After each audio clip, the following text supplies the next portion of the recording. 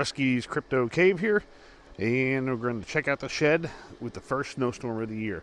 Actually, the first snowstorm for the shed as well, and I'm just going to check things out, see how things did. We got about 4, 5, 6 inches, something like that. It switched over to rain last night, and so now it's just like a real wet, slushy, heavy snow. And just like I kind of thought, not a whole lot of snow build up in the back here. Got some little footprints from some critters. But let's go inside, check things out.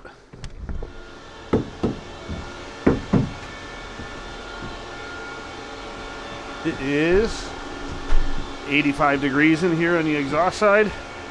The Gobi Wi-Fi thermometer shows 81 at the level there. The 85 is on the temperature probe up there. And intake side, we got 49 degrees on the intake side. As you see, the entire bottom row I do have blocked off, just because I wasn't sure if snow was going to accumulate and build up behind the shed and get sucked in. So I didn't want that getting sucked in, because it would snowflakes and whatnot would get drawn right into the octominers. Still a decent amount of airflow coming through here. I still have the MERV 4 or 5 filters, whatever they are. MERV 5. Those are MERV 5s. These fiberglass looking ones are MERV 4. So they do allow quite a bit of airflow to come through. And you can see. But we're going to check out some of the power usage.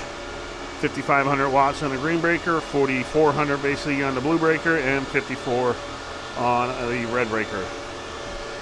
The S19K Pro 104 is still running Brains OS. I think I have it set at 2,700 watts right now. I was messing around with different power settings, and it's currently running 97, 98 terahash. This is the S19K Pro. That is still cranking away at 130 terahash. Mini Doge still on. Never turned it off yet. I received the Doge payout, and now I'm close to a Litecoin payout. So once I receive the Litecoin payout, I'm just going to shut it down. And then the Ice River KS2 still running on stock firmware. That is been running for about a month now. Next video I'm going to release, I don't know if I'm going to either record it later today or on Wednesday, my day off. Today is January 7th. So it's either going to be recorded today and released tomorrow or something. I'm not sure about that, but I'm going to do an update video on my Casper miners, also in the KS0s, just do them all together.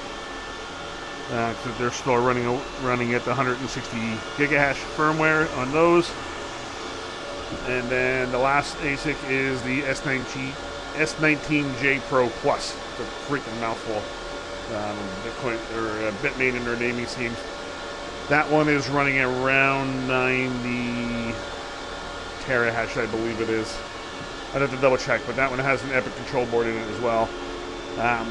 The Pro Plus does not seem to take as well to the aftermarket firmware, especially like the K Pro. The K Pro is pretty much awesome with the Epic Control Board. The J Pro, meh. Looking back, maybe I should have not bought that one, but whatever. It's still doing all right, so I can't complain too much. But the Cadena miner and the KD Box Pro still sitting there on the shelf. Still figuring out what I'm going to do as far as getting the K Pro hosted, because I would prefer to be able to run the Epic Control Board on that, but there's not many. Most hosting facilities want you to run that stock firmware, so I got to see what I can do with that.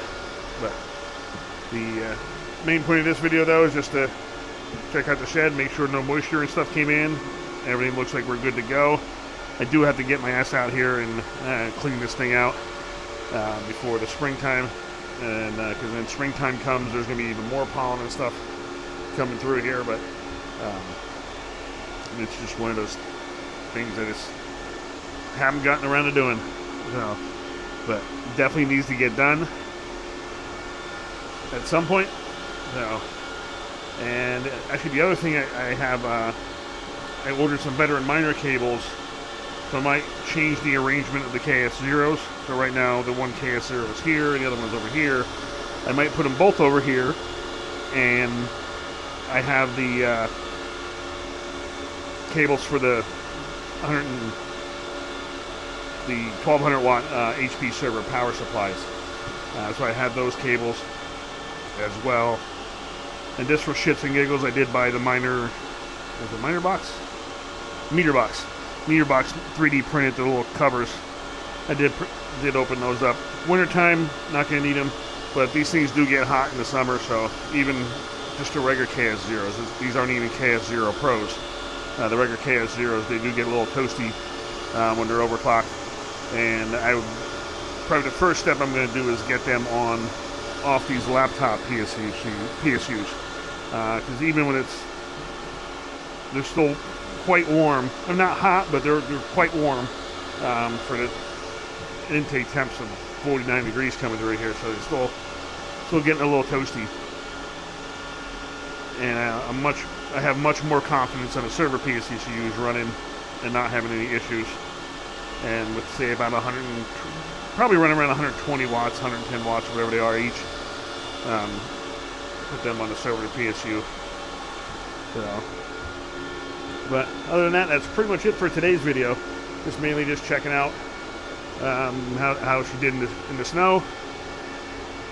Another storm coming our way middle of next week. Right now it's probably looking like rain. To the west of us are going to get hammered, like in Ohio and Chicago area, Michigan, and all that stuff. They're going to get blasted with snow, it looks like. But my area is looking like rain and lots of it.